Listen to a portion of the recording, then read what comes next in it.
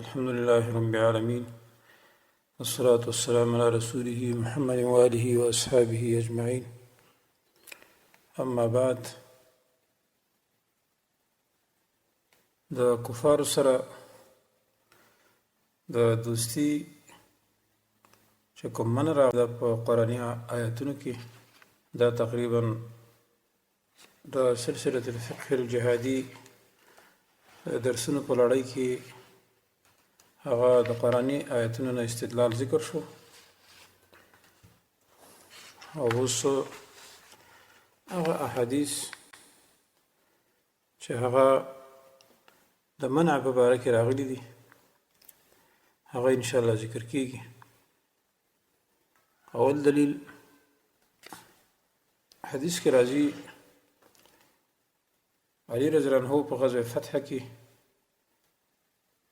دا لویه واقعه ده د غزوه فتح دی وی په غزوه فتح کې زبیر او مقداد رسول الله صلی الله علیه وسلم ویل چې روزه خاخ ته لاړ شي اول ته ځان ورسول ته یوه ښځه ده چې یو خط ورسره دی هغه ترېنه واخلي. موږ چې لاړو روزه خاخ ته ورسېدو دغه وخت کې یوه ښځه وه موږ ورته وویل چې خط راوباسه هغې وویل ما سره خط نشته دی. موږ وویل خط به خامخا راوباسي ورنه تا نه به موږ جامې وباسو. نو هغه خط یې د خپلو کوڅو نه راوویست موږ دغه خط رسول الله صلی الله علیه وسلم ته راوړه موږ ورته ورکړه. نو هغه خط کې دا لیکلي چې من حاتب ابن ابي بلتعه الى ناس من المشركين ممن بمكه يخبرهم ببعض امر رسول الله صلی الله علیه وسلم.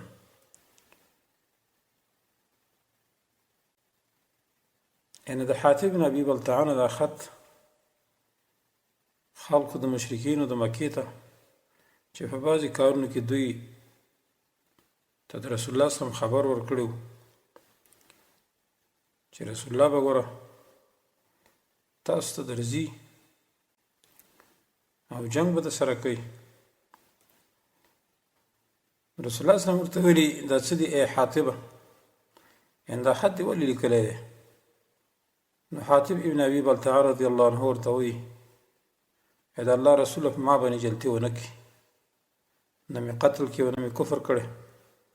زه یو داسې شخص وم چې هسې د قریشو سره یو ځای وم یو ځای ورسره اوسېدم ولې د دوی د نسب نه نه وم او تاسو سره چې کوم مهاجرین دي دلته راغلي دي د هغوی خپلې خپلویانې دي چې د هغې په وجه د دوی اهل په مکه کې حفاظت کوي.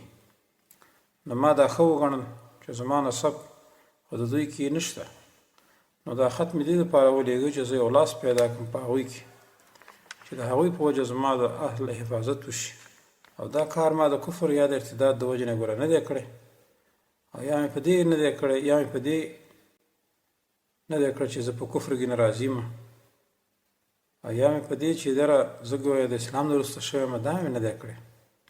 رسول الله صلی الله علیه وسلم وویل چې حاتب رضی الله عنه تاسو ته رښتیا وایي. نو عمر فاروق رضی الله عنه وویل ما پرېښې د دې منافق څټ وهم په بل روایت کې دي چې ده کفر کړی دی. نو رسول الله صلی الله علیه وسلم وویل چې یقینا دی بدر کې شریک شوی و او تا ته څه پته را یقینا الله سبحانه وتعالی بدر والاو ته راښکاره شوی و او ورته یې وویل چې هر عمل چې کوئ ستاسو خوښه په تحقیق سره الله تعالی تاسو ته بخښنه کړې ده. د دې حدیث نه استدلال علماو په دې باندې کړی چې د حاتب ابن ابي بلتعه دا واقعه دا دلیل دی په دې باندې چې د کفارو سره دوستي کول د هغوی سره معاونت کول د مسلمانانو مقابل کې دا کفر او ردت دی د دین نه وتل دي د څو وجو نه. اوله وجه حاتب ابن ابي بلتعه په خپله وایي وما فعلت ذلك كفرا ولا ارتدادا ولا رضا بالكفر بعد الاسلام یعنې ما دا کار نه دی کړی د وجه د کفر نه د وجه د ارتداد نه او نه د وجه د رضا په کفر باندې وروسته د اسلام نه.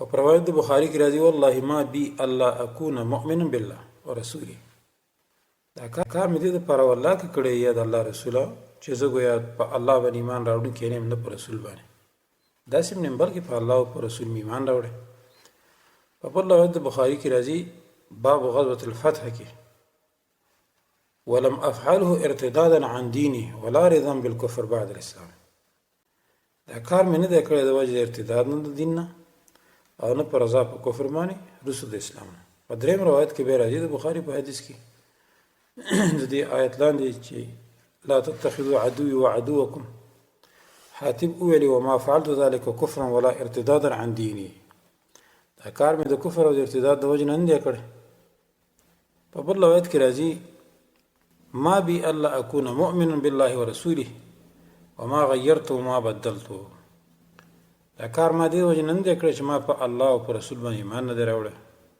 یا مې دا دین بدل کړی یا مې متغیر کړی دا ټول روایت دلالت کوي دوستانو په دې باندې چې حاتب په قول معاونت او نصرت د کافرو سره هغوی ته د اصرار فاش کول دا د ردت د وجې نه نه کړي ورنو دا کار کول چې معاونت او نصرت په قول د کافرو سره وکړي هغوی ته د مؤمنانو راز فاش کړي نو دا ردت دی د دین اسلام نه او کفر دی په الله او رسول باندې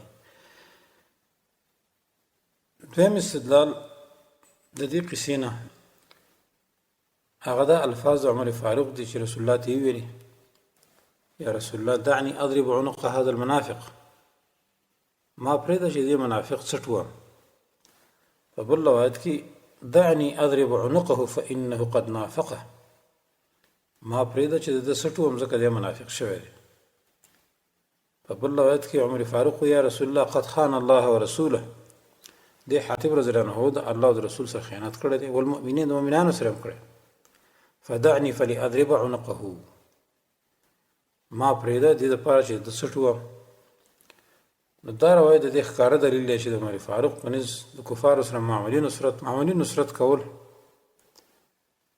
دا یا هغوی ته تجسس کول دا منافقت او ارتداد د دین اسلام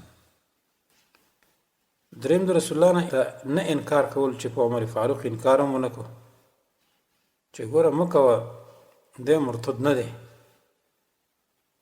دا هم دلیل دی په دې خبره باندې چې د کفارو سره هر قسم موالات یا هغوی دپاره معمولي تجسس کول دا ردت دی او د دین اسلام نه وتل دي او رسول الله صلی الله علیه وسلم د حاتب رضی الله عنه عذر ذکر کړو چې انه صدقکم دا حاتب تاسو ته رښتیا وایي په بل روایت کې قد صدقه د تحقیق رښتیا ویلي لا تقولوا له الا خیرا دته صرف د خیر خبره کوي دا سړی نیک دی په بل روایت کې انه قد صدقکم یقینا د تاسو ته رښتیا ویلي په بل روایت کې راځي فصدقه النبي صلی الله علیه وسلم د تصدیق رسول الله صلی الله علیه وسلم وکړ نو دا درېیم وجه د استدلال و دوستانو چې دا قصه دلالت کوي چې څوک د کفارو سره معمولي موالات وکړي دا به مرتد وي څلورم د حاتب رضی الله عنه دغه فعل حقیقي کفر و لیکن حاتب کافر نه کړی شو ځکه چې هغه د کفر قصد نه و کړی او دا د قول نه معلومیږي چې وما فعلت ذلك كفرا ولا ارتدادا عن دیني لکه چې مخکې ذکر شو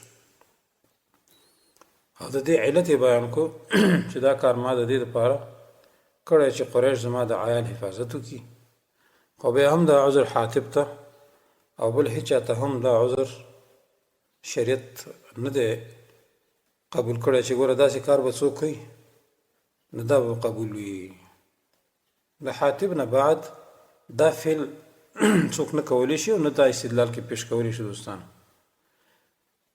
ځکه حاتب رضی الله عنه دلته متعاول و تاویل کو نو ځکه ترېنه کفر نافع شو د دې وجه نه ابن حجر اسقلاني لیکلي دي چې عذر د حاتب رضی الله عنه دا دی چې فإنه صنع ذلك متعولا چې انه لا ضرر فيه حاتب رضی الله عنه دا کار ځکه وکړو چې دې تاویل کو چې دې کار کې به کوم جرم نه ضرر به پکې نه ارتداد به پکې نه ورنه دا کار د ارتداد پنځم نمبر کې ابن حجر اسقلاني وایي چې تبری کې روایت ده د علي رضی الله عنه نه نقل ده رسول الله صلی الله علیه وسلم ویلي چې الیس قد شهد بدرا دی بدر ته نه دی حاضر شوی. عمر رضی الله عنه ورته وایي قال بلا ولکنه نکث وظهر اعداءک علیک.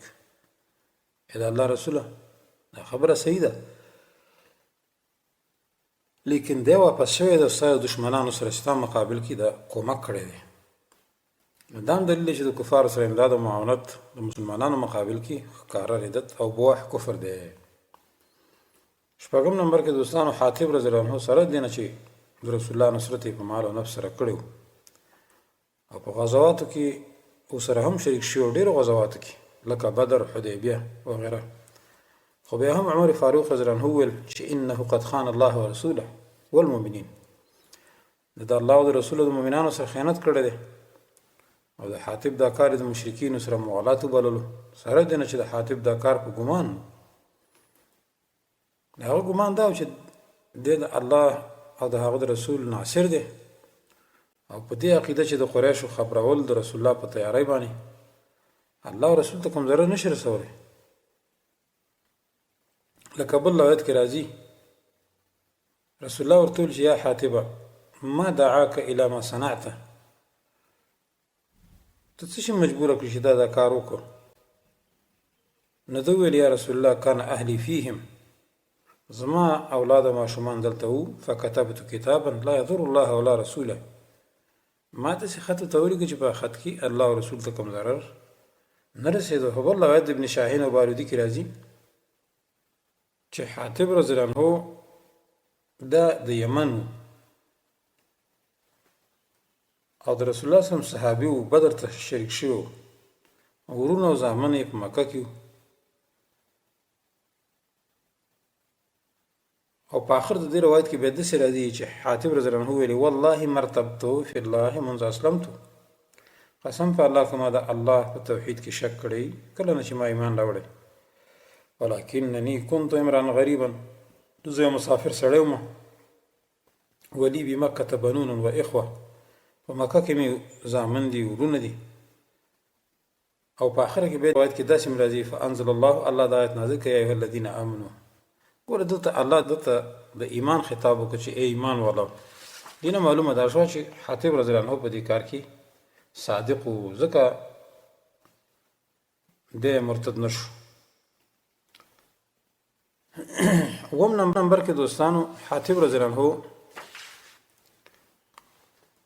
هغه خط چې مشرکین ته لیږلی دا هم د موالات جملې نه و، اهل مغازي و د هغه خط متن راخستی دی، لکه تفسیر د یحیی بن سلام کې د هغه خط متن داسې دی اما بعد یا معشر قریش، وروستو د سلام نه ای قریشو ځکه رسول الله صلی الله علیه وسلم جاءکم بجیش کاللیل، تاسو ته راتلونکی دی په یو لښکر سره لکه د شپې، یسیر کالسیل، داسې را روان دی لکه د سیلاب. فوالله قسم په الله لو جاءکم وحده، که دغه رسول الله صلی الله علیه وسلم یوازې تاسو ته راشي لنصره الله، الله به ورسره نصرت کوي. وانجز له وعده، او دغه وعده به الله د نصرت پوره کوي. نو فانظروا لانفسکم، وګورئ خپلو ځانونو دپاره کوم ځای د پناه او د تېښتې ولټوئ. والسلام. امام سهیلي دا خط داسې ذکر کړی دی. نو د دې مضمون د خط د حاتب نه کوم موالات او مظاهرت د مشرکینو سره نه معلومیږي، بلکې دې کې خو نور هم دغه مشرکین یرول شوي چې ګوره پیغمبر را روان دی لکه د شپې او داسې دی لکه سیلاب، نو که یوازې هم درته راشي تاسو به وژني. ګوره اولاده سره لښکرې هم شته، نو تښتئ. نو په دې خط کې په ظاهره کې موالات نشته. د دې وجې نه حاتب رضی الله عنه دا کار د ردت نه و، اگر که په ظاهره باندې و. اتم دوستانو حاتب رضی الله عنه دا کار فقط د وجې نه او یا د تجسس د وجې نه دی کړی، دا یې خاص د دې دپاره کړی چې د خپلو بچو حفاظت پرې وکړي. اگر که دا کار بذاته کفر و، لیکن حاتب ګمان نه کوي چې دا به کفر وي. د ابن اسحاق په روایت کې حاتب رضی الله عنه وویل وکان لی بین اظهرهم ولد و اهل فصانعتهم علیه. او په بل روایت کې حاتب سهیل بن عمر او صفوان بن امیه او عکرمه ته ولیکل چې رسول الله صلی الله علیه وسلم اذن کړی دی خلکو ته په غزا تاسو سره به جهاد کوي. ګوره او ولا اراه یرید غیرکم، زه ګورم چې بل څوک نه اراده کوي دا تاسو یاستئ، او ما دا ښه وګڼل چې زما خو تاسو سره نږدې هلته ګاونډتوب دی. نو د دې وجه نه دوستانو چې دا خط حاتب رضی الله عنه لیکلی، رسول الله د ده عذر قبول کړو، ځکه چې دی په خپل قول کې صادق و، د ده بل غرض نه و. دا اته وجې دوستانو د حاتب رضی الله عنه د حدیث نه دا معلومه شوه چې د کافرو دپاره موالات د هغوی سره کول، د هغوی دپاره جاسوسي کول، د هغوی ته خطونه لیږل، دا کفر او ارتداد دی. خو اوس اعتراض دا واقع کېږي چې حاتب رضی الله عنه ولې کافر نه شو، ولې منافق نه شو؟ نو د دې جواب واورئ دوستانو. جواب د څو وجو نه. اول ځکه حاتب رضی الله عنه ځکه مرتد او کافر نه شو چې دی متأول تاویل کو، او دا یې ګمان چې دا کار خروج عن الاسلام نه دی او یا ضرر ایمان ته نه رسوي، او د خیانت اراده یې هم نه وه، غدر اراده نه وه. د دې وجه نه چې کله د هغه نه پوښتنه وشو چې دا کار دې ولې کړی، هغه فورا ویل چې لا تهجر علیه انی کنت امرا ملصقا فی قریش ولم اکن من انفسها. د قریش سره اوسېدم او زه د هغوی د نسب نه نه وم، ما باندې جلتي ونه کوي، نه مې کافر کوي فورا او نه مې مړ کوي. بل روایت کوم ما فعلت کفرا ولا ارتدادا ولا رضا بالکفر بعد الاسلام. نو رسول الله صلی الله علیه وسلم وویل چې صدقکم، دا حاتب رضی الله عنه تاسو ته رښتیا وایي. دویم حاتب رضی الله عنه دوستانو ځکه منافق نه شو او نه مرتد شو، رسول الله صلی الله علیه وسلم ته د وحی طرف نه معلومه شو چې حاتب سالم دی په عقیده کې، په باطن کې د عقیدې سالمیت لري. د دې وجه نه ویل انه قد صدقکم، یقینا دا حاتب تاسو ته رښتیا وایي، چې دا بیا د رسول الله نه بل چاته جایز نه ده، ځکه بل چاته وحی نشي کېدی. که څوک دا وایي چې احکام په ظاهر بنا دي، نو دلته ولې حاتب باندې په ظاهر حکم د کفر ونه شو؟ نو جواب دا دوستانو چې اقامت د حدودو او عقوباتو دا تعلق د ظاهر سره لري. لکه چې منافقین ظاهر کې د اسلام سره، نو حکم پرې د ظاهر وشو چې مسلمانان حساب شو. شیخ الاسلام ابن تیمیه لیکلي چې رسول الله صلی الله علیه وسلم د حدودو اقامت په خپل علم سره نه کاوه، چې بس په چا به علم راغی نو په هغه به اقامت د حد وکړ، نه، انو په خبره واحد سره کو، او نه په مجرد وحی سره نه کو، بلکې په دلایل او په شواهد سره به کو، تر دې چې هغه ته به هغه موجب د حد معلوم شو په دلایل سره او بیینې سره او په اقرار سره. او هر چې بعضې لغزشات دي چې د بعض صحابه کرامو نه به صادر شول، رسول الله صلی الله علیه وسلم په هغې کې د باطن خیال ساته.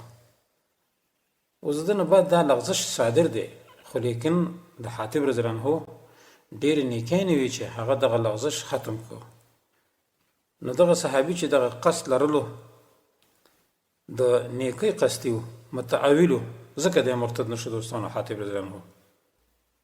نو که د یو صحابي نه به د رسول الله په دور کې کوم لغزش صادر شو، نو د هغه عذر او دغه لغزش به یې معاف کړ، ځکه رسول الله صلی الله علیه وسلم د اقالې سره او د معافۍ سره ډېره مینه وه چې معافي به ډېره زر کوله، او خاص هغه صحابه کرامو ته چې د هغوی به سابقه وه په جهاد او امتحان کې، د الله په لار کې به مال لګولې، د الله په لار کې به ځان لګولې، نفس به خرج کړی، غازی به. او د دې دلیل دا واقع د حاتب ده چې باطن یې صفا و. او بله واقع د هغه انصاري صحابي چې رسول الله صلی الله علیه وسلم ته ویل چې د زبیر دپاره د لمبر د اوبو ځمکې ځکه ورکړو ځکه هغه ستا د عمیز وي دی. نو دا اعتراض په رسول الله باندې کفر دی، طعن دی په حکم د رسول الله باندې. د رسول الله په حکم باندې چې ته دا طعن ولګې چې دا فیصله دې غلطه وکړه ځکه ستا هغه د عمیز وي دی، زبیر رضی الله عنه له د اوبو ورکړو، دې باندې سړی کافر کېږي. لیکن دغه صحابي معاف کړو ځکه دغه صحابي باطن صفا و، رسول الله ورته معافي وکړه. امام ابن عربي لیکلي دي چې كل من اتبع رسول الله صلی الله علیه وسلم في الحكم فهو کافر، لكن الانصاري زل زلة فأعرض عنه النبي صلى الله عليه وسلم وأقال عسرته لعلمه بصحة يقينه. وی چا چې تهمت د رسول الله صلی الله علیه وسلم په فیصله باندې ولګو دا کافر دی، لیکن دغه صحابي چې اوخېده نو اعراض د رسول الله صلی الله علیه وسلم وکړو، کافر نشو، او د هغه ذلت او لغزش یې معاف کړو، دغه ښویېدل یې معاف کړو. ولې؟ د رسول الله صلی الله علیه وسلم دا علم و چې د دې صحابي یقین صحیح دی، بلکې دا ته یو خطا و سهو صادره شو. ولیکن بیا وی ولیست لأحد بعد النبي صلی الله علیه وسلم، دا کار به د رسول الله صلی الله علیه وسلم نه وروسته د بل چا خصوصیت نه وي چې یو سړی به د رسول الله په خبره اعتراض کوي دا یې معاف کېږي ځکه رسول الله د انصاري معاف کړو.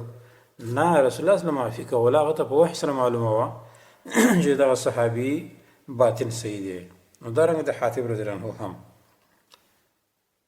او همدا جواب د حاتب نه هم کیدی شي ځکه چې دا به د رسول الله صلی الله علیه وسلم نه بعد چاته جایز نه وي ځکه رسول الله صلی الله علیه وسلم ته په وحي سره معلومه وه چې حاتب رضی الله عنه صحیح او صفا دی په باطن کې، ځکه چې اوس انقطاع د وحي شوې ده چې په هغې سره د باطن معلومات نشي کېدی. چې انقطاع د وحي وشي نو اوس چاته دا معلومه ده چې د باطن صفا دی. نو اوس به موږ په ظاهر باندې عمل کوو، باطن به الله ته سپارو. دوستان نو دوستانو دا اعذارو د دې وجه نه موږ دا وایو چې حاتب رضی الله عنه په دې کې ځکه کافر او منافق نشو. نو اوس که څوک موږ ته کفر بواح ښکاره کړي په غیر د معنی شرعي نه چې هغه کوم معتبر معنی شرعي نه وي نو موږ په هغه باندې تکفیر حکم لګوو، موږ به دی کافر کوو د دې نه لابدي ده چې چا کفر بواح وکړه ته به ته کافر وی.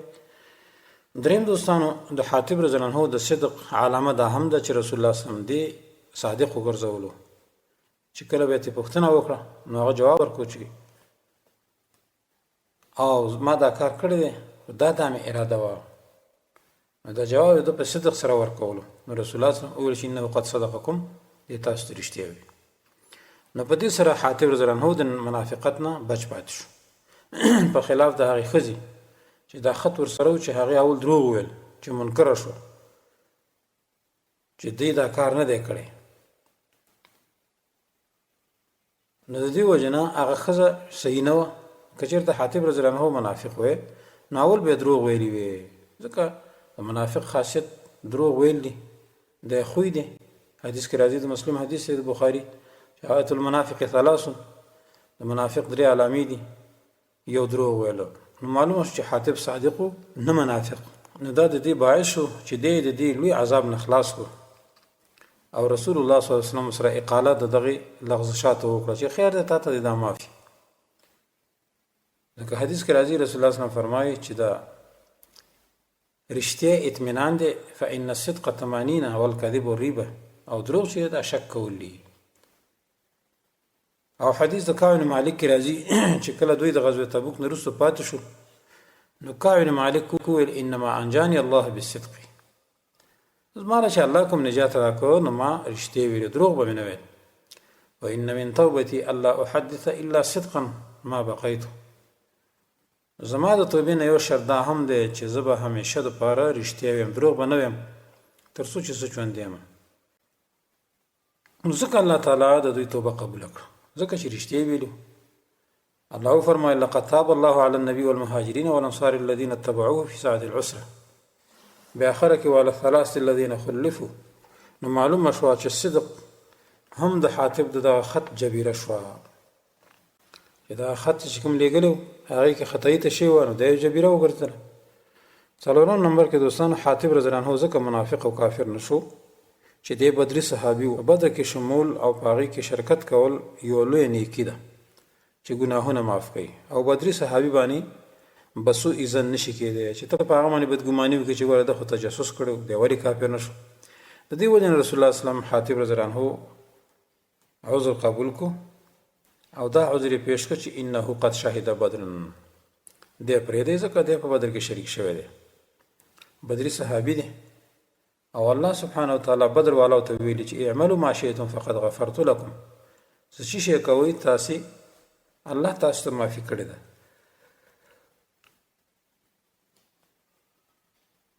او حدیث د مسلم کې راځي چې انی لارجو الله يدخل النار احد ان شاء الله ممن شهد بدر والحدیبیه، یعنی زه امید لرم چې اورته به یو شخص هم ان شاء الله داخل نشي څوک چې بدر او حدیبیه ته حاضر شوی وي.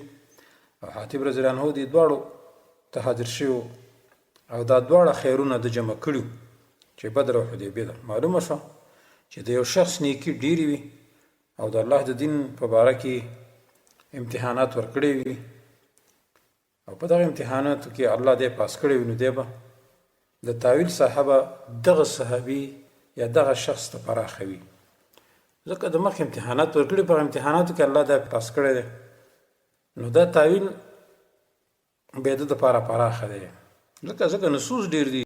رسول الله صلی الله علیه وسلم وایي چې دی تاسو ته رښتیا وایي. ابو بدري دی، یو په حدیبیه کې شریک شوی دی. رسول الله وایي چې زه امید کوم چې د بدر والا او د حدیبیې والا به الله معاف کوي، الله به ورته عفه کوي. پنځم نمبر کې حاطب نه دا کار په ټول عمر کې یو وارې صادر شوی دوستانو، صرف یو وارې ده دا کار کړی و، دی کې خطا شوی او هغه اسباب مخکې ذکر شو. او هر چې جاسوس دی چې خلک بعضې وایي چې نه حاطب یې ولې دغه نه کړ، منافق ونه ګرځو، لهذا جاسوس منافق نه دی. دا خبره غلطه ده، ځکه حاطب دا کار په ټول عمر کې یو وارې کړی او هغه متعاول رسول الله صفایي باندې هغه بچ شو، بدري و او بل رښتونی و. او هر چې جاسوس دی نو دا د ده دپاره یو صفت لازمه دی. جاسوس خو همیشه دا کار کوي، هغه به دې باندې تنخواه اخلي، ته وایې چې دا مه وژنه، دا به مرداری که هغه پاکستانی که افغاني که عربي که امریکنی هر یو شي، ځکه هغه خو دې باندې مقرر شوي. دې دپاره مستقل وزارتونه او مستقل خلق مقرر کړي، استخبارات ورته وایي، ISI ورته وایي، او دارنګې امنیت ملي ورته وایي، دارنګې را ورته وایي، موساد ورته وایي. دا دې دپاره خو مستقل وزارتونه دي، دوی خو همیشه دا کارونه کوي، نو دوی به څنګه واجب القتل نه وي؟ دې او د هغې ډېر فرق دی دوستانو. بعضې هغه شیخان او مولیان چې دې حدیث نه استدلال کوي چې نه جاسوس به نه وژني، د دوی د بصیرت سترګې الله ړندې کړلي. اوس حاطب رضی الله عنه یو وارې دا کار کړی او دا جاسوس ټول عمر لګی تنخواه اخلي، یو وار نه دوه وار نه بلکې ټول عمر په دې کې خرج کړی دی. نو د جاسوس دپاره دا کار یو صفت لازمه دی. په هر وخت کې په کوم ځای کې چې معلومات یې حاصلېږي دی یې حاصلوي، ځان ورسوي. نو د جاسوس او د حاطب منځ کې ډېر لوی فرق دی، لکه د ځمکې او د اسمان غوندې. نو د دې وجه نه دوستانو د حاطب رضی الله عنه په دې واقعه کې دا استدلال نه صحیح کېږي چې ګویا موږ دا ووایو چې نه حاطب رضی الله عنه دا کار کړی نو هر جاسوس ته به دا جایز و، ګویا کې جاسوس مسلمان دی او یا مثلا د هغه قتل واجب نه دی. دا اول حدیث و. دویم حدیث دوستانو هغه حدیث د عباس بن عبدالمطلب دی چې کله جنگ بدر کې دی اسیر شو، فیصله د بندیانو خلاصولو په فدیې سره وشوه. عباس بن عبدالمطلب او د رسول الله تره دی، دی مکه کې اوسېدو او د مکې مشرکینو دی په زوره ځان سره د بدر په غزا کې راوویستلو، د ایمان هلته راوړو په مکه کې. نو د عباس رضی الله عنه نه رسول الله اسلام چې کله فدیه طلب کړه چې بندیانو باندې دا مشوره وشو چې دوی نه به موږ پیسې اخلو، نمبر د عباس رضی الله عنه راغی. عباس رضی الله عنه ته رسول الله ویل چې فدیه ورکړه. نو عباس رضی الله عنه ورته وویل یا رسول الله قد كنت مسلما، زه خو مسلمان وم. نو رسول الله صلی الله علیه وسلم ورته ویل الله اعلم باسلامک، الله ستا په اسلام باندې عالم دی، مونږ خو ظاهر باندې چلیږو. فان یکن کما تقول فإن الله یجزیک، که ته داسې وایې چې زه مسلمان یم الله به بدله درکړي. او ما ظاهرک فقط کان علینا، ظاهر کې موږ در باندې د کفر احکام جاری کوو. فافتدي نفسک و ابن اخیک، د خپل نفس فدیه ورکړه او د دواړو ورورونو دې ورکړه. اوس عباس رضی الله عنه د قریش سره د رسول الله خلاف قتال کې په زور راویستل شوی، خو رسول الله پر فیصله په ظاهر وکړه د نورو مشرکین نه شمار کړ. نو آیا اوسني تواغیت چې د یهودو او نصاراو سره اختیارا په خپله خوښه د مال د حصول په غرض امداد کوي، مجاهدین ولا نیسي، لکه د پاکستان مرتد او ناپاک فوج، نو دوی به کفار مرتدین نه وي. البته هغه درباري سپي مولیان شیخان ورته مسلمانان وایي چې الله یې د بصیرت سترګې ړندې کړي. نو اوس دوستانو په دې قصه د عباس کې استدلال داسې دی چې عباس بن عبدالمطلب او نور بني عبدالمطلب د بدر په ورځ په زور د مسلمانانو قتال ته راوستلی شو.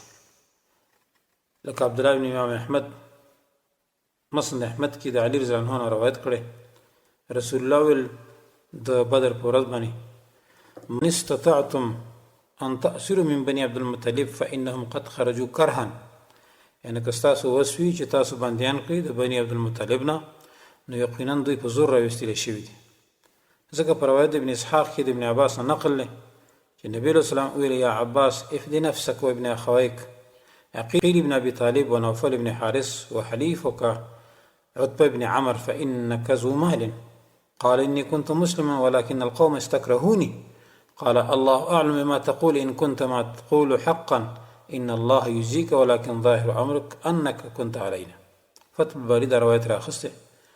الله عباس ویل چې عباس د ځانه دوه ورونو او د خپل ملګري له وزدار عتبه فدیه ورکړه ځکه ته مالدار یې.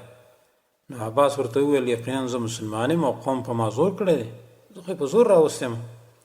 رسول الله ورته وایي الله زیات عالم دی په دې چې ته یې وې، موږ ته خو پته نشته، که چیرې هغه څه چې ته یې وې رښتینې وي نو الله بدله درکړي تا ته، لیکن ظاهر کار ستا په موږ باندې لازم دی چې د کفارو حکم در باندې وکړو. اوس دا قول د رسول الله چې ظاهر امرک دا صحیح دلیل دی چې څوک د مشرکینو په صف کې ووتلو د مسلمانانو خلاف نه دی کافر دی او د کفارو معامله به ورسره کیدی شي او حکم یې د دې کفر او ردې او د احکام د مرتدینو په جاری کیږي، لکه په اوسنیو مرتدینو باندې پاکستاني افغاني وغیره چې نام نهاد اسلامي ملکونه ټول د امریکې سره اتحاد کړی متحدین دي او د دوی سره په صف کې ولاړ دي، نو دا به ټول کافر مرتد حسابیږي د الف نه تر یې پورې چې څوک پې خوښ وي او څوک دا کار کوي. لہذا دوستانو دا ټول به مرتد او کافر حسابیږي. او که څوک دا وایي چې نه موږ هم مسلمانان یو پر موږ زور شوی دی نو دلته عباس رضی الله عنه هم په زور راوستل شوی، رسول الله صلی الله علیه وسلم پې د مشرکینو حکم ولګوله. نو دا قول رسول الله صلی الله علیه وسلم چې ظاهر امرک دا صریح دلیل دی چې څوک د مشرکینو په صف کې ووتلو د مسلمانانو خلاف نو دی به کافر د کفارو معامله ورسره کیدی شي او حکم یې لکه د کفر او ردت دی. شیخ الاسلام ابن تیمیه فرمای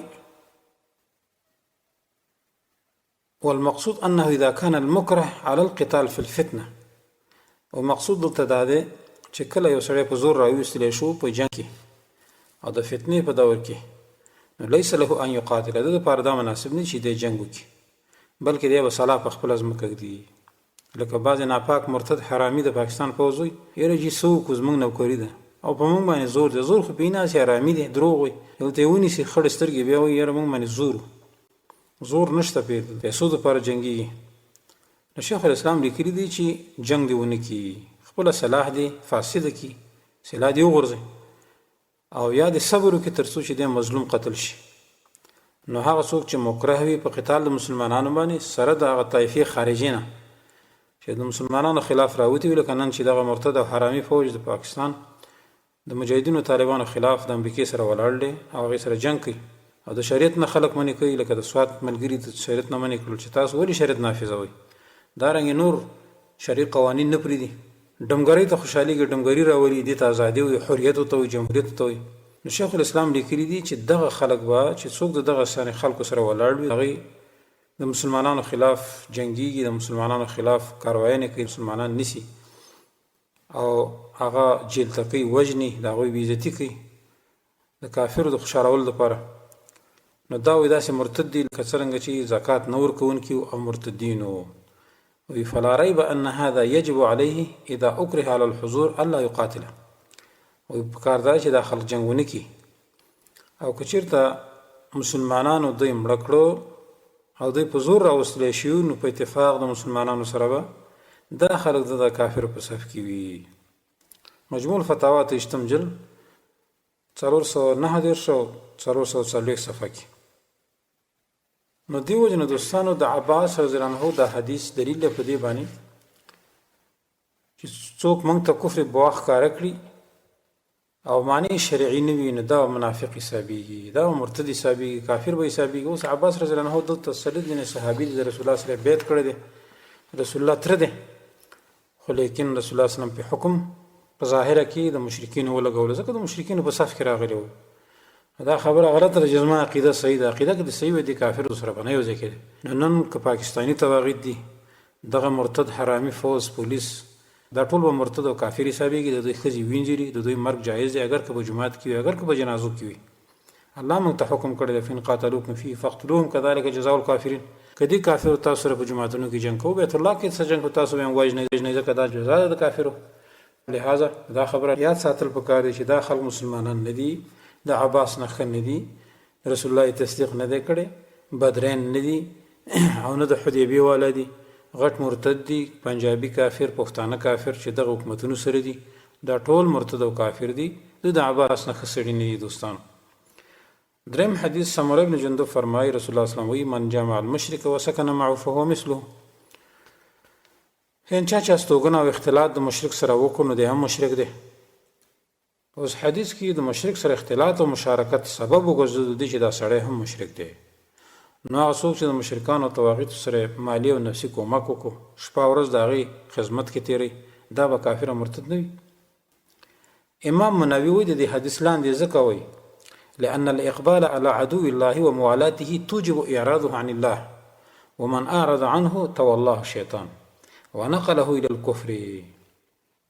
بيوي فهذا أمر معقول فإن موالاة الولي وموالاة عدوه متضادان، یا بل لغت کې متنافیان راغلي.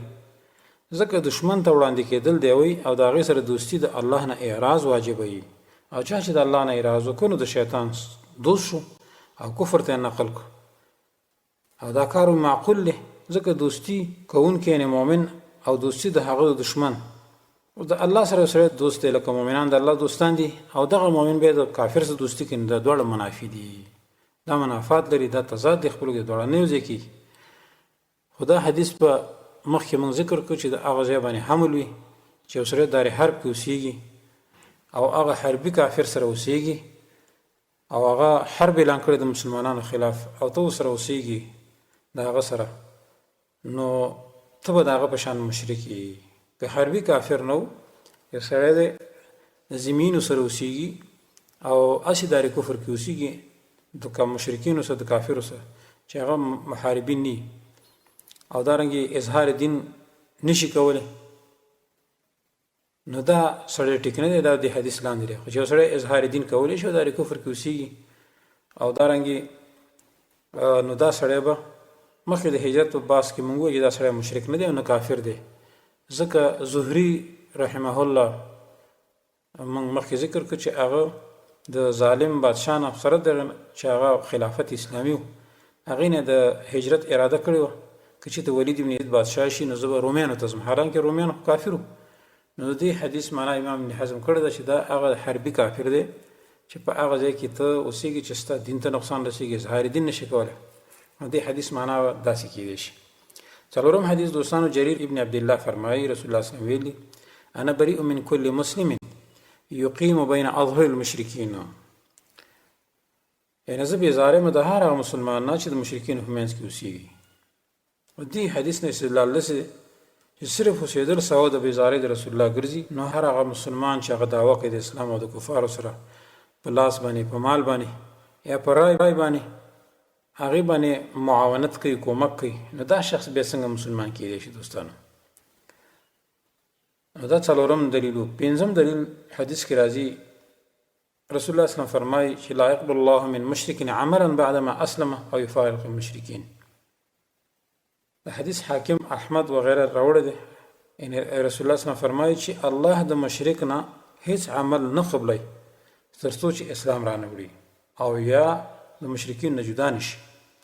و دې حدیث کې صرف جداوالی د مشرکینو د عمل حبوط راولي، عمل بربادي، چې ګوره که جدا نشوي نو عمل به دې بربادېږي. دا نه جداوالی چې ته نه جدا کېږي دا سبب د عمل د بربادۍ ګرځي. نو هغه څوک چې ورسره بالجسد یا بالمال یا بالسیف په توره باندې مدد کوي نو ده به څه حال وي، ده به څه حکم وي دوستانو؟ دا خو ښکاره ارتداد دی. شپږم دلیل دوستانو، جریر بن عبدالله فرمایي وزرال رسول الله صلی الله علیه وسلم بیعت وکړو، بایعت رسول الله صلی الله علیه وسلم علی اقام الصلاة، پابندۍ د لمونځ باندې، و ایتاء الزکات، د زکات په ورکولو باندې، والنصح لكل مسلم، او د هر مسلمان په خیرخواهۍ باندې رسول الله صلی الله علیه وسلم بیعت وکړو، وعلى فراق المشرک، او بل د مشرکینو په فراقت باندې چې د مشرکین نه به زه جدا کېږم، په دې مې د رسول الله سره بیعت وکړو چې د مشرکین نه به جدا کېږم. نو دا شپږ احادیث او 20 آیتونه دا په دې باندې دلالت کوي چې د کفارو سره دوستی کول دا سبب دی د کفر او د ارتداد. د صحابه کرامو اقوال دوستانو هم په دې باره کې شته. اول دلیل مخکې د عمر فاروق قول د حاتب ابن ابي بلتعه په واقع کې موږ ذکر کړو چې هغه وویل دعني اضرب عنق هذا المنافق، د الله رسول ما پرېږدي دې منافق څټ وم، حالانکې هغه منافق نو صحابي و بدري، ځکه رسول الله تصدیق وکړو په وحي سره. نو یو دغه. دویم عبدالله بن حمید د حذیفه رضی الله عنه روایت کوي دا موږ مخکې ذکر کړي دي آیت لاندې چې ایها الذین آمنوا لا تتخذوا اليهود والنصارى اولیاء. حذیفه رضی الله عنه دې آیت لاندې وایي وليتقي احدکم ان یکون یهودیا او نصرانیا وهو لا یشعر. ودیریږي د تاسو نه دې خبر نه چې دی به يهودي او نصراني وي، دی به خبر هم نه. دینه معلومه ده شو چې یو سړی به خبر نه، لیکن د يهودو نصارو په دوستۍ کې باخته، لکه اوسني مرتدین چې اکثر څوک په امریکا خوشاله، څوک نوکران دي او دارنګه څوک قولی مدد کوي، څوک په تور باندې مدد کوي، څوک په مشوره باندې مدد کوي، څوک په پارلمان کې کوي، څوک په اسمبلی کې کوي، څوک د څپونم څوک د څپونم باندې. خو د يهودو نصارو غلامان دي، د هغوی دوستان دي. دی وجنا حذیفه رضی الله عنه وایي چې تاسو به يهود او نصرانیان جوړ شوي یاست، تاسو به خبر نه یاست. دریم قصه د خالد بن ولید د مجاعد بن مراره یو صحابي دی، دغه سره چې کله هغه مجاعد مسلمه الکذاب په فوز کې ونیو، نو مجاعد بن مراره رضی الله عنه دا یو صحابي دی، رسول الله سره بیعت کړو. دی خالد تی ویلي مجاعد انی والله ما تبعته واني لمسلم وفي روايه قد بايعت رسول الله صلى الله عليه وسلم على هذه اليد. يعني اے خالد قسم په الله زه مسلمانم او دی مسلمه الکذاب چې کوم تابعداري معنی دا کړي ګوره دا چې دروغجن پیغمبر دی، حضور راوستم او په بل روایت کې راځي چې ما بیعت کړی د رسول الله صلی الله علیه وسلم په دې لاس باندې. نو خالد ورته وی اول ما ته نه راوته اجازه به دې پرخې وکنه. نو دی واقع کې خالد بن ولید ګور دلیل ونیو د مجاعد بن مراره په پاتې کېدلو سره د مرتدینو په منځ کې د پردت باندې هم او د په موافقت او د مرتدینو په شان معامله ور سره وکړه او قتل یې نک. ځکه مجاعد بن مراره ورته ویل چې ما معاف کا، هغه به دې پرې خود. خالد رضی الله عنه ورته وی وای ترکتک وان فی نفسی منک شیء، ما خو ته ژوندې پرې خود لري ولې ځکه می شک دی. الله. نو هغه اشخاص چې د تواغیت سره په خپل خوخه باندې د تنخواه لپاره امداد کوي، د هغې په حکومتونو کې تنخواګانې اخلي، د وطن په نوم، د پښتو په نوم، د یو پارټۍ په نوم باندې، د یو تنظیم په نوم باندې، دارنګې د وطن د دفاع په نوم باندې، نو دا شخص به کافر واجب القتل نه وي. دې واقع ته موږ ته سوچ وکړو دوستانو. څلورم نمبر کې د صحابه کرامو سیرت د مرتدینو سره په جنگ کې چې وکتل شي، لکه چې دوی د مسلمه الکذاب د اتباع سره قتال کړو، د سجاح او طلحه الاسدی د تابعدارو سره قتال کړو. سره د نه چې شیخ الاسلام ابن تیمیه وایي چې د مسلمه الکذاب تقریبا 100,000 تابعدارو چې بعضې پکې مکره هم په زور بعضې راوستي وو، بعضې د هغې نبوت نه تسلیمول، نو هسې د قوم په لحاظ راوتلي وو. خو خالد رضی الله عنه بیا هم هغه ټول قتل کړو او حکم یې په د ردت وکړو. دارنګه د صحابه کرامو قتال د مانعین زکات سره چې دوی دا فرق نه کړو چې دوی عقیدوي دي او که نه هسې په ظاهر کې د زکات نه ورکوونکي دي، دا پوښتنه یې نه وکړي، او یا پکې باید د خپلو مشرانو مخالفین دي یا نه، خو په ټولو یو شان حکم وکړو چې چا د کافرو سره په ظاهر امداد کړو نو دوی به د هغوی په شان کافر وي. د دې واقع نه دا معلومه شو دوستانو. دا خو د صحابه کرامو اقوالو. د قیاس نه په دې مسله باندې دلایل هم شته. زید بن خالد الجهني رضی الله عنه وایي رسول الله صلی الله علیه وسلم من جهز غازیا فقد غزا، یعنی چا چې یو غازی د جهاد لپاره تیار کو گویا د غزا وکړه. اوس حدیث کې ناس شخص چې مجاهد تیار کی نو دی په غزا کې شریک شو، او دا حدیث په عکس د قیاس سره دلالت کوي چې چا یو کافر تیر کو او یا ور سره امداد وکړو په قتال د هغه کې د مسلمانانو خلاف، نو معلومه شو چې فقط کفرم دی، کافر دی او د طاغوت په لار کې اوسه شریک شو. دویم دوستانو مسله د رد او د مباشر د دې حکم یو دی. دا هم یو اصولي مسله ده د قرآن او سنت نه ثابته ده چې الرد امانه کتون کې یو کار ته ګوري او مباشر چې یو کار کوي، د دې دواړو حکم په جنگ او قتال کې یو شان دی. یعنی یو شخص قتال کوي او بل ورته ګوري بغیر د قتال نه، د دې دواړو حکم په کفر کې یو دی. طاغوتي حکومت د طالبانو مجاهدینو سره قتال کوي، عوام الناس یا نور خلق مرتدین شیخان د هغوی ناظرین دی، هغوی ته ګوري، نو د دې عوامو حکم د دغه شیخانو حکم چې دغه مرتد او حرامي فوز ته ګوري او دوی دا کارونه په طالبانو باندې کوي، انکار پې نه کوي او نه رد کوي، نو څه جهاد اعلانوي، نو دا به ټول مرتدین حسابي. شیخ الاسلام ابن تیمیه رحمه الله ډیره اوږده فتوا نقل کړې ده چې د هغې صرف زه ژباړه یا ترجمه کوم. هغه وایي چې کله محاربین یا قتال کوونکي یو جماعت وي او یو د هغوی نه په قتل کې قتال کوونکي او نور هغې ته ګوري او مدد ورسره کوي، نو چا ویلي دي چې صرف قتال کوونکي به قتل کړی شي، ځکه چې هغوی جنګ کوي. خو دی بیا وایي جمهور علما دا وایي چې ټول قتال کوونکي او سیل کوونکي به قتل کیدی شي. اگر که سل کسان وي، یو کس دی قتل یې کړی 99 ته ګوري، نو دا کتونکي به هم ورسره قتل کیدی شي. دا په حکم کې یو شان دي او همدا د خلفاء راشدینو مذهب دی. شیخ الاسلام وایي ځکه عمر رضی الله عنه د قتال کوونکو هغه نظر کوونکي چې په لوړ ځای کې ناستو او سیل کولو چې دغه قتال کوونکو دغه خلک وجل، نو دا ټول قتل کړو، حکم یې په یو شان ولګولو. او بیا وایي چې یو ډله چې کله د یو بل سره مدد کوي تر دې چې ټول ممتنعین او مقاتلین وګرځي، نو دوی بیا په ثواب او عذاب کې مشترک وي. لکه چې مجاهدین چې مسلمانان یو ډله جهاد ته ولېږي او مال غنیمت حاصل کړي، نو دغه ټوله ډله په غنیمت کې شریکه ده. زبردست قیاس هم کړی دی، ځکه د یو بل په قوت او نصرت سره یې دغه غنیمت حاصل کړی. اگر که دا نور ناست دي همدارنګه قتال کوونکي دوستانو په باطل باندې چې تاویل پکې دې کې نشي کېدی، که دغه قتال کوونکي د عصبیت یا د جاهلیت د وجې نه هم وي، ځکه یو ډله چې زوروره وي او خپلو کې سره یو ځای شي لکه د یو شخص مثال ګرځي. اگر که څه کسان قتال کوي څه نه کوي، خو یاره د هغې مدد ورته حاصل دی، نو همدارنګه دوستانو هغه څوک چې د کفارو سره امداد او نصرت کوي په قتال کې، نو حکم د دغه شخص حکم د نورو کفارو په شان دی. دا چې د رد او د مباشر حکم یو دی.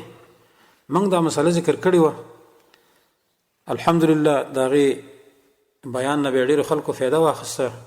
د پاکستان په کفر باندې ډېر دلایل ذکر کړو. یو دلیل مې پکې دا ذکر کړو چې بعضې مولیان بعضې عوام الناس چې هلته ناست دي په پاکستان کې کفار او مرتدین د غلال مسجد ویشته او په هغې کې ماشومان او زنانه او طالبان او طالبات قتل کړو، شهیدان یې کړو، لایزر بمونو باندې وویشتل، قرآنونه یې وویشتل، احادیثو کتابونه یې وویشتل. د دغه معصومو طالبانو او طالباتو په وینو باندې قرآنونه رنګ کړو. نو موږ دا مسله وکړه چې ناس خلک چې کوم دوی ته کتل، دا هم دوی سره په دغه ګناه کې، په دغه کفر کې، په دغه شرک کې، په دغه ارتداد کې یو شان دي. نو بعضې درباري مولیانو، درباري شیخانو دا مسله د جمعې په منځ کې کړې ده چې دی په دې مسله کې خطا دی او دا مسله د ډېره غلطه ده، لہذا رد او مباشر په حکم کې یو نه دی. نو اوس دوستانو د دغه د بلعام د پرکټو دغه بهانه کول، ځکه د ځان دپاره بهانه ګوري، هغه هم په خپل هلته ناست دي، خطبې کوي، کله کله سیرتونه هم بیانوي، ترجمې هم کوي. نو اوس دا دلایل واوره د قرآن عظیم الشان نه او د احادیثو نه چې رد او مباشر کتونکي او سیل کوونکي او خپل دا کار کوونکي د ګناه دا یو شان دی په ګناه کې، دارنګه په ارتداد کې، په کفر کې. اول دلیل الله په خپل کتاب کې د فرعون او د عامو خلکو د هغه د رد سزا او عذاب یو شان بیان کړي.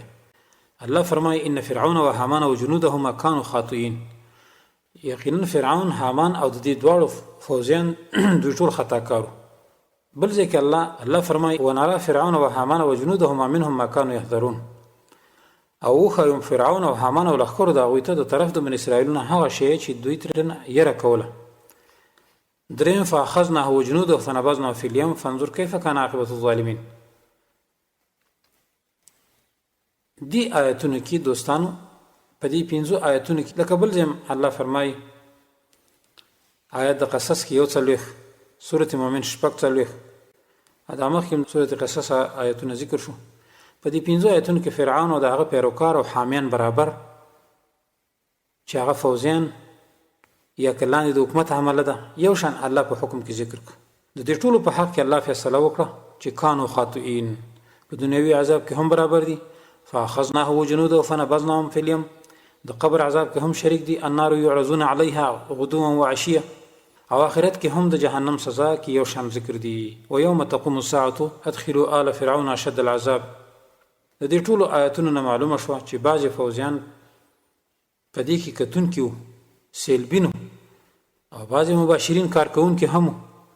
دارنګې لاندې رید چې د فرعون حکومت یې منلی او د هغې سیل یې کولو، ټول په حکم کې الله یو شان ذکر کړو.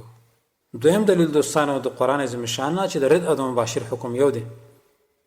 سورة قمر 9 نه تر 1 نمبر آیات پورې، دا سورة شمس 11 نه تر 14 نمبر آیات پورې. فنادوا صاحبهم فتعاطى فعقر فكيف عذابي ونذر إن أرسلنا عليهم صيحة واحدة فكانوا كهشيم المحتضر. یعنې دوی اواز وکړو خپل مشر ته، نو راواخیستله توره.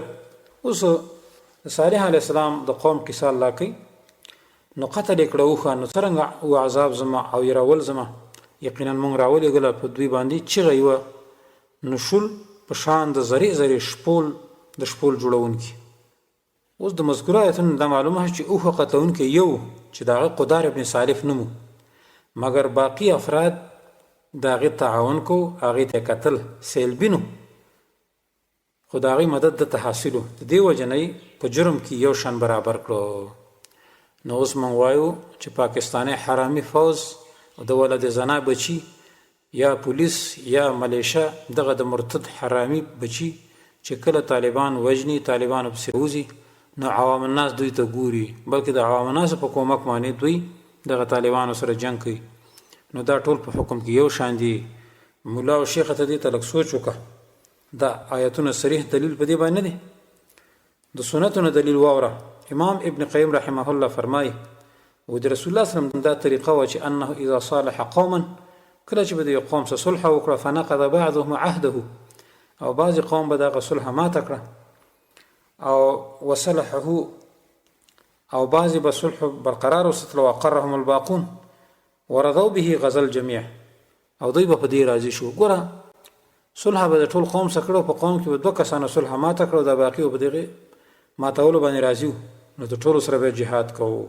وجعلهم كلهم ناقدين كما فعل بقريظه ونذير وبني قينقاع، ټول به ناقضین د صلح وګرځول، لکه څرنګه چې دا کار د قریظه سره، د بنو نذیر سره، د بني قینقاع سره وکړ، او لکه څرنګه چې د اهل مکې سره دا کار وکړ. فهذه سنته في اهل العهد، او دا د رسول الله صلی الله علیه وسلم طریقه وا د صلح والا سره او د عهد والا سره. او ان هديه وسنته اذا صالح قوما وعاهدهم فانضاف اليهم عدو سواهم.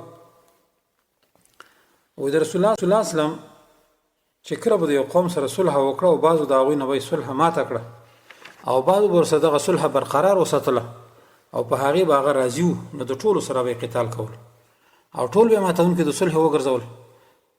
لکه مخکې چې مو ذکر کړي چې دا کار یې د بني قریظه او بني نذیر او بني قینقاع او د اهل مکې سره وکړه، نو دا هغه طریقه وه د معاهدینو سره.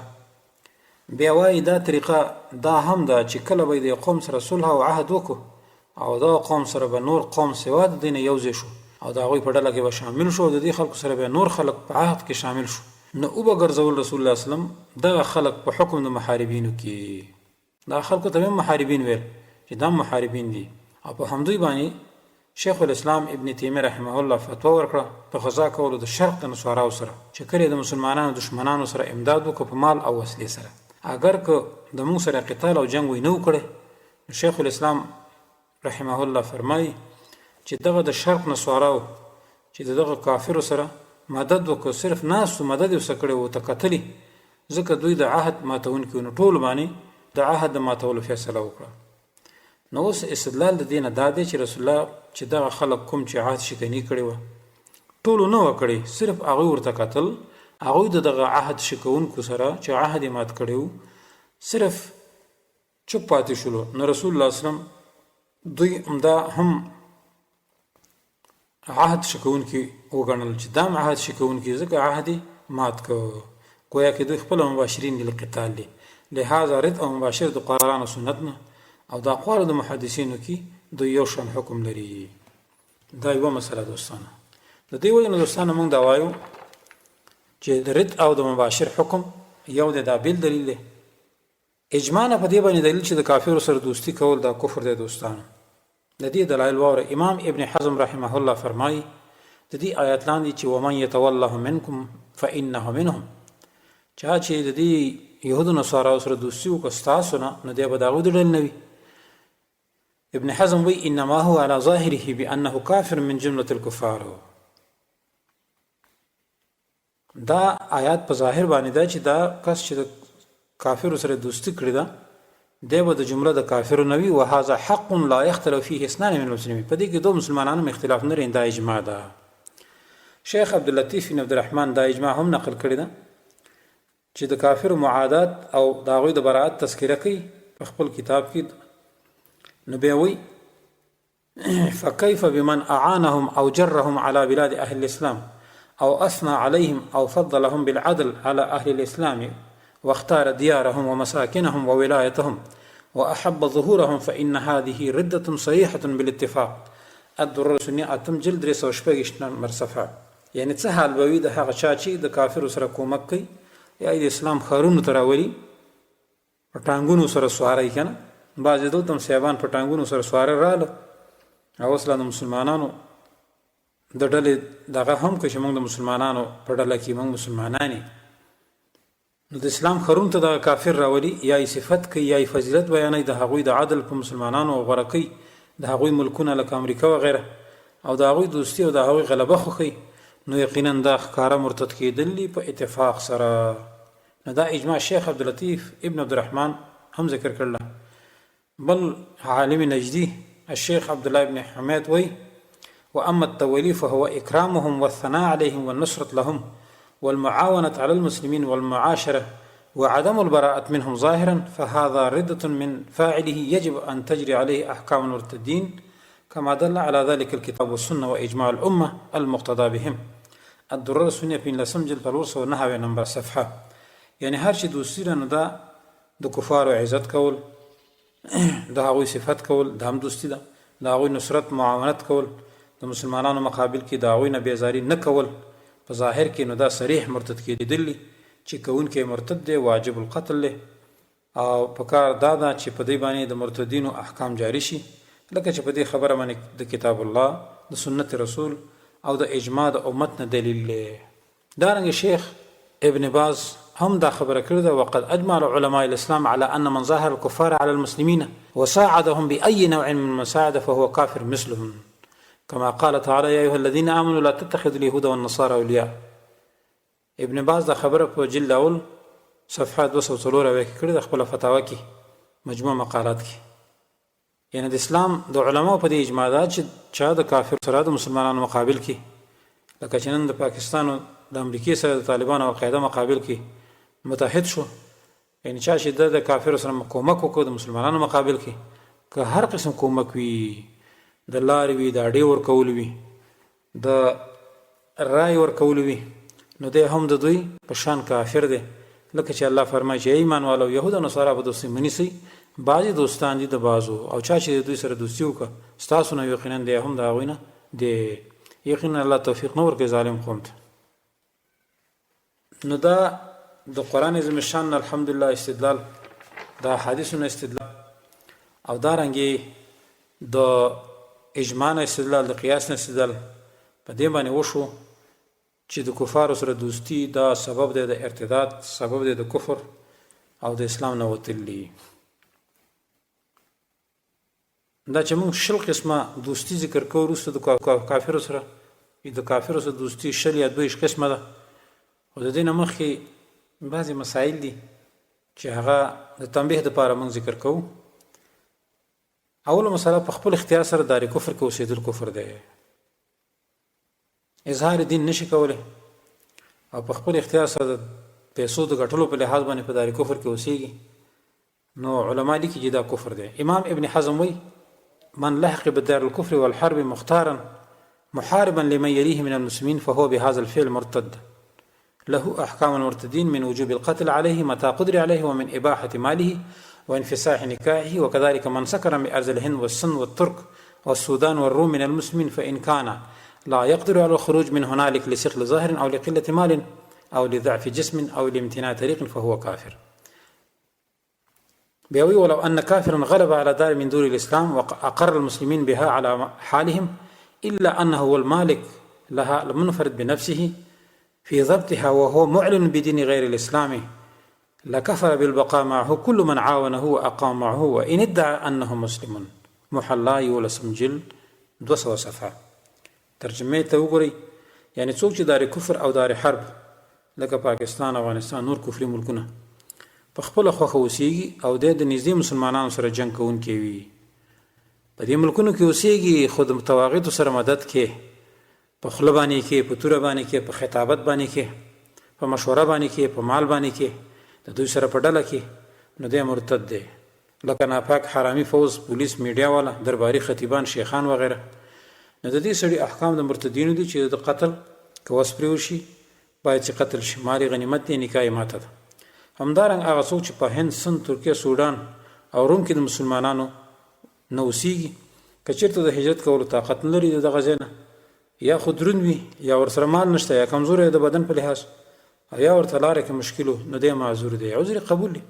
لیکن که دا شخص په داسې ملکونو کې اوسېده چې د مسلمانانو سره په جنگ د کافرو سره شامل وي، کافرو سره په جنگ کې لګی دی، د هغوی حمایت کوي، په خوله باندې کوي، قولي کوي، تحریری کوي، یا ذهن سازي د خلکو کوي چې ګوره دا کافر خو راغلي زموږ سړکونه جوړوي او دارنګه که موږ اړې نه وی ورکړې نو دا پاکستان ختمېده، داسې ذهن سازي د خلکو کوي، نو دا شخص بیا کافر دی.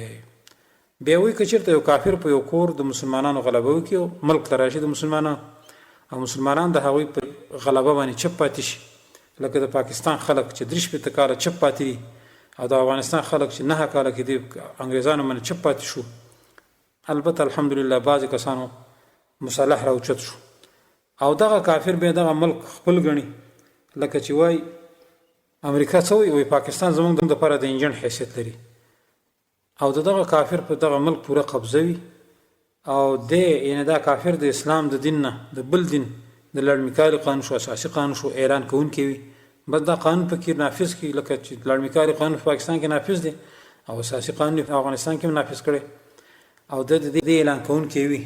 نو کافر دي هغه کسان، ابن حزم لیکي چې د دې کافر سره پاتې دي او هر هغه څوک هم کافر دي چې ورسره امداد کوي، ورسره ولاړ وي، اگر که ځان ته دعوت اسلام هم کو چې موږ مسلمانان یو، خدای غټ مرتد دی، اگر که غټه ګیرې وي، سپینه ګیرې وي، پخوانی جهادي قمندان هم وي، اوس پخوا چې موږ جهاد کوو ته به وایي چې اوس د عمر بن عبدالعزیز خلافت کې دی ناست دی، پخوا د جهاد وکړ هغه لا څه کوي چې خلک په بل ارتداد کې اخته وي. اوس دلته د افغانستان په مرتد حکومت کې بعضې خلک نیسي په اردو کې وایي دا پخوانی چې چا جهاد کړی هغه له ډېر امتیاز ورکوي. معنا دا ده چې پخوا د جهاد کړی که مسلمان چې مسلمان پاتې شوی چې لږ امتیاز دله درکړم چې غټ کافر دی نه جوړ کړم. الله اکثر خلک ورله چې پخوا یې ټس نه دی کړی جهاد خو لا پرېږده هغه ورله وایي زه پخوانی جهادي قمندان وم. دا اوس هغه شاهدین علی انفسهم بالکفر والا دي چې معنا اوس زه کافر کېږم، دا پخواني چې مې څه کار کړی دا مې بد کړي دي، په خپل کړو باندې پښیمانه کوي. نو د امام ابن حزم د قول نه لاندې مسایل معلوم شو. دوستونه اول دار کفر لکه افغانستان او پاکستان کې چې کوم خلک د طالبانو او القاعده خلاف دي، که په خوله وي که بالفعل وي یا په زړه وي، نو دی محارب دی او کافر دی، واجب القتل دی، ښځه او مال مباح دی، د مرتد احکام به جاري کېږي او د هغه ښځو نکاح د داسې اشخاصو سره بیا نه کېږي چې مسلمان وي او خاوندان په داسې حکومتونو کې وظیفې لري. دویم افغانستان، پاکستان او عربستان یا نور کفري ملکونو کې اوسېدل به مجبورن وي یا به ضعیف او کمزوري وي، هلکه نشه مرته یا لاره کې د راوتلو مشکل وي او د دې حکومتونو سره به هیڅ قسم تعاون نه کوي. که چېرته داسې او په دې حال کې نو دی بیا معذور دی، دی بیا کافر نه دی. دوستانو دریم که د موجوده حکومتونو پاکستان او افغانستان نور ملکونو څوک خلاف ونه کړي، قولي او فعلي او همداسې چپ پاتې شي، نو سره د منځونو روژو او زکاتونو کافر او مرتد دی، اگر که دعوه کوي چې دی مسلمان دی. دا اوله مسله شوه. دویمه مسله دوستانو د شیخ الاسلام ابن تیمیه نه چا سوال وکړو چې د مسلمانانو سره جنگ کول د اسلام په بنیاد یا د دیندارۍ په وجه باندې، لکه چې د طالبانو او قاعده سره د مرتدو حکومتونو جنگ دی، لکه د اسلام په وجه سره د طالبانو سره دوی جنګېږي، وایي شریعت غواړي، پخوانی شریعت غواړي. نو شیخ الاسلام چا پوښتنه وکړه چې د دې خلکو سره جنگ کوي او مسلمانان قتلوي، نو شریعت اسلامیه په دې کې څه وایي؟ نو شیخ الاسلام ابن تیمیه رحمه الله ورته وایي اما اذا قتله على دين الاسلام مثل ما يقاتل النصراني المسلمين على دينهم فهذا كافر شر من الكافر المعاهد، فإن هذا كافر محارب بمنزلة الكفار الذين يقاتلون النبي وأصحابه، أو هؤلاء مخلدون في جهنم كتخليد غيره من الكفار. وأما إذا قتله قتل محرما لعداوة أو مال أو خصومة نحو ذلك وهذا من الكبائر ولا يكفر بمجرد ذلك عند أهل السنة والجماعة، وإنما يكفر بمثل هذا الخوارج. مجموع الفتاوات سرور درش جلد او یوسر شپږ صفحه. یعنی کوم شخص چې یو مسلمان یا مجاهد د دین اسلام په وجه قتلی، لکه چې نصارا مسلمانان د دین اسلام په وجه قتلی او قتال وسره کوي، لکه چې نن ګوره د دهشتګردۍ په نوم مسلمان وجي دغه کافر او مرتد حکومتونه د پاکستان حرامي ولا د زنا حکومت او د افغانستان، نو دا شخص به کافر بلکې د هغه کافر نه چې غیر محاربي هم سخت کافر دی. دا قسم کافر داسې محارب دی لکه پاکستانی یا افغاني مرتد چې د دې طالبانو سره جنګي، دا داسې کافر دي چې په هغه کفارو کې چې د رسول الله صلی الله علیه وسلم سره او د هغه صحابه کرام سره جنګېدل، دا هغه هم سخت کافر دي. دا قسم کفار همیشه په جهنم کې وي لکه چې نور کفار دي. او که چېرته یو شخص یو مسلمان په ناحقه سره قتل کړي د دشمنۍ په وجه، د مال په وجه یا د بل جګړې په وجه، نو دا قتل بیا د ګناه کبیره ده.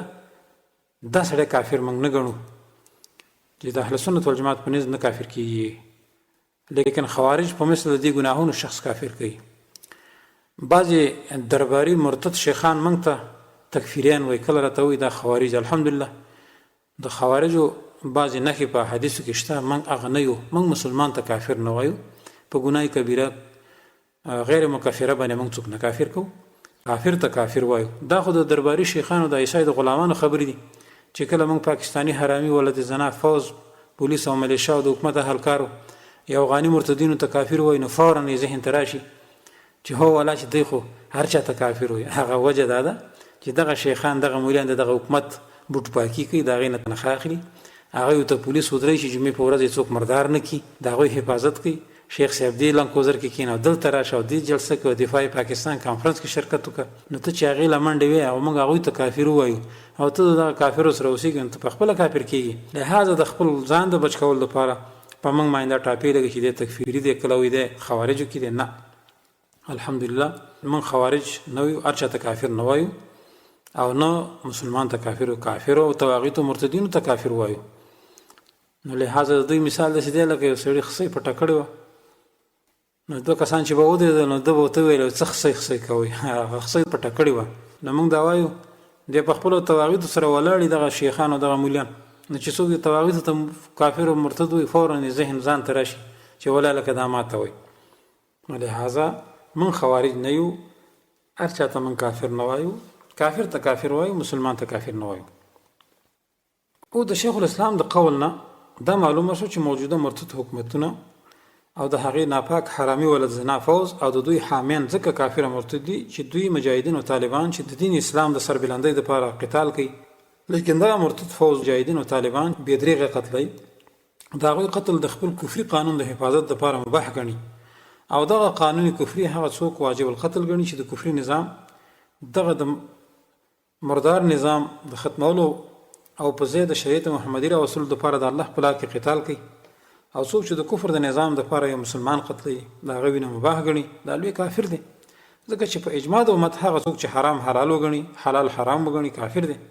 شیخ الاسلام ابن تیمیه لیکلي دي والانسان متى حل الحرام المجمع عليه او حرم الحلال المجمع عليه او بدل الشرع المجمع عليه كان كافرا مرتدا باتفاق الفقهاء. انسان چې کله اتفاقی حرام حلال وګڼي یا اتفاقی حلال حرام وګڼي، د فقهاو په اتفاق سره کافر مرتد دی. دا دویمه مسله وه. دینه معلومه شو چې نن وخت کې د طالبانو د القاعده خلاف چې کوم حکومتونه جنګیږي او دغه حکومتونه د خپل قوانینو کفریانو دفاع کوي او طالبان د دین په لحاظ وایي چې دا دین رانولي او بیا څه وایي پخوانی دین پخوانی اسلام راکې راولي، نو ځکه موږ ورسره جنګ کوو. دا ټول کافر دي، مرتدین دي، ښځې پې طلاقې دي، ښځو سره نکاح نه صحیح کېږي. دا درېیمه سره مانعین زکات چې مرتدین وګرځېدل، نو د کافرو سره دوستي کوونکي مسلمانانو سره جنگ کوونکي په طریقه اوله سره کافر دي. شیخ الاسلام ابن تیمیه لیکلي دي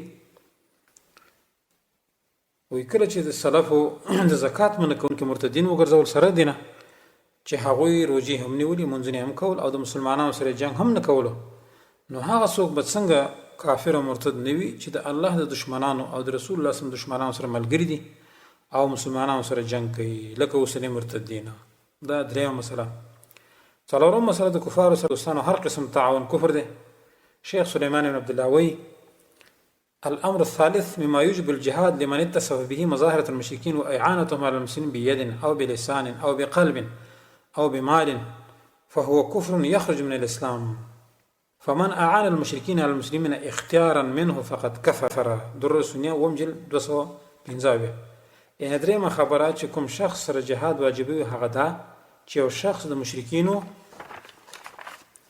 سره مدد او دغه حمایت وکړي په لاس، په ژبه او یا په زړه او یا په مال سره، نو دا کفر دی چې سړی د اسلام نه وباسي. نو چا چې د مشرکینو سره د مسلمانانو مقابل کې په خپله خوښه امداد وکړو، نو دی کافر دی. بله مسله دوستانو هغه ده پاکستانی او افغاني فوز او پولیس یا ملیشه یا قومي لښکرو کې شاملېدل دام کفر دی.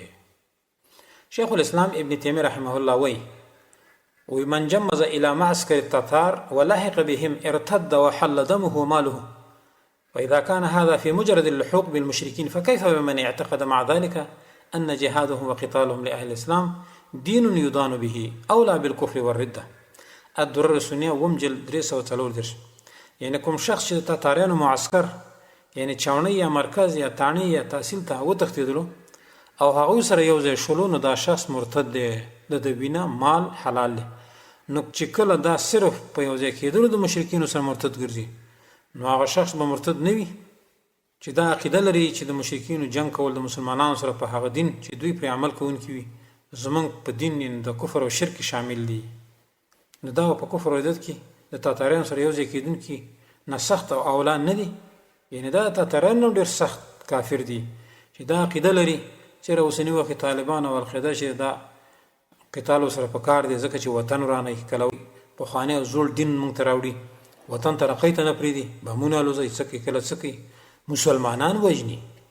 بعضې پاکستاني مرتدین وایي دا خو مسلمانان وژني، دا بوسلمانان دي. مسلمانان چېرته دي؟ دا ټول د مرتد بچي دي، مسلمانان وژني. د یادوي چې بس اسلام دا چې کلمه دی ویلې جماعت ته لاړ شو، بعضې لا خولۍ په جیب کې راوړي چې بار وځي خولۍ ورته یو بس اسلام هلته پرېږدي، دا مسلمانان دي. او د شیخ الاسلام د قول نو دا معلومه شو چې صرف د تاتاریانو سره یو ځای والی کفر او ارتداد دی. لیکن تاتاریان داسې خلک وو چې د اسلامي شعایرو اظهار هم کولو، مسلمانانو ته اختیار د فیصلو د قرآن او سنت هم ورکړی، نیکان خلک هم پکې وو په دې حکومت کې، د دغه تاتاریانو په حکومت کې. لیکن د دغه فوج سره یو ځای کېدل ارتداد دی. شیخ الاسلام وایي نو د پاکستان ناپاک او حرامي فوج به مرتدین نه وي چې مسلمانان په شریعت باندې وژني، قرآن او شریعت نه مني، چې څوک په دې فیصله وکړي وایي قانون مه چیلنج کوه. نو آیا تاتاریان زیات کافر دي که نن حرامي ولد زنا پاکستانی فوج؟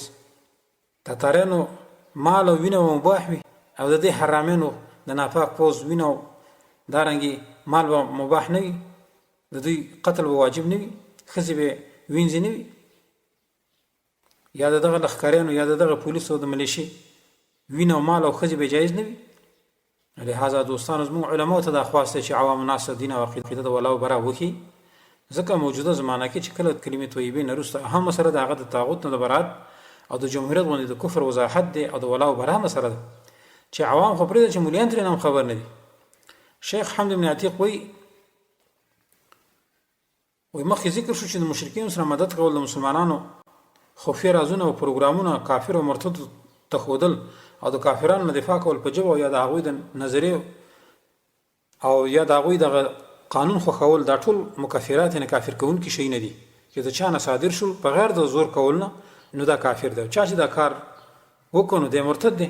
اگر که دا شخص سره دی نه چې د کافرو سره بغض هم کوي، مسلمانانو سره مینه هم کوي، او دا خبره موږ ځکه دوباره تکرار کړه دوستانو چې دې پېژندل ته ډېر سخت ضرورت دی. لهذا ولا او برا پېژندل پکار دي. او نن په دې درس کې الحمدلله د ولا او برا مسله بعضې ذکر شوه، نو سبا ته به انشاءالله په بل درس کې د ولا او برا هغه 20 صورتونه چې دا صورت کې دوستي د کفارو سره حسابېږي او په دې باندې سړی کافر کېږي بیا ذکر کړو انشاءالله. الله دې وکړي چې موږ تاسو پې عمل وکړو. هذا واخر دعوانا ان الحمد لله رب العالمين وصلى الله تعالى على خير خلقه محمد وآله وصحبه.